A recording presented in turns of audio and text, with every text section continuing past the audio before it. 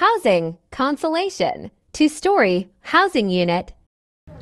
Hi everyone, welcome to this amazing property here at Consolacion, Cebu. So this is a property that has row houses with 54 SQM lot with 72 square meter floor area.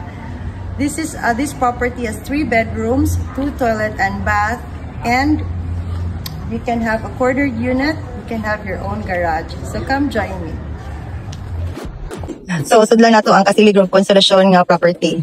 So dako kay lang door guys. So open nato. So mo ani diri ang property sa Kasili Grove, ang iyang living space or ang iyang first floor nga floor area. So beside here is your toilet and bath. Indot kayo ni kay daghan kay siya og mga outlets, so kay di ka makubuling maghimo ka extension. So here is your property. Nanan siya ready nga counter top, nya na siya overhead na cabinet ug ang iyang storage area for your storage needs. So kani granite countertop nga gray ang color niya. So mo niyang sink. Deliverables ni siya. So naa siya sa overhead side, naa siya maabotang. And then naa siya service area. Pwede nimo dito kadto maghimo sa imong kitchen. So kani diri nga area space. Dako man siya actually. Mahimo hang service area nga space. Pwede ka diri mag-kitchen nimo separate niya. Clothes line nimo diri dapita or pwede sa i-convert into another room. Imo lang ni siyang i-redefine. So balik ta.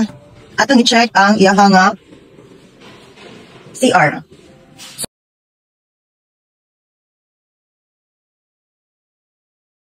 Okay. Shower, nana siya gripo, and then nana sa floor drainage nga toilet nimo and then imong sink. So kulitan din siya guys, siya half kulitan din siya and bath. And then there is kulitan na sa ini ka turnover sa property. Then ang iyang good thing about this is ang iyang staircase is cemented na gid siya. Dili siya wooden lang siya and tiled sad siya. Nya ang iyang metal grills walay wood but full steel siya. So brown ang iyang concept, brown o cream ang color. So sapat sa taas. Junior bedroom with cabinetry. Junior bedroom with cabinetry. Master's bedroom with own toilet and bath. Cove ceiling. Balcony.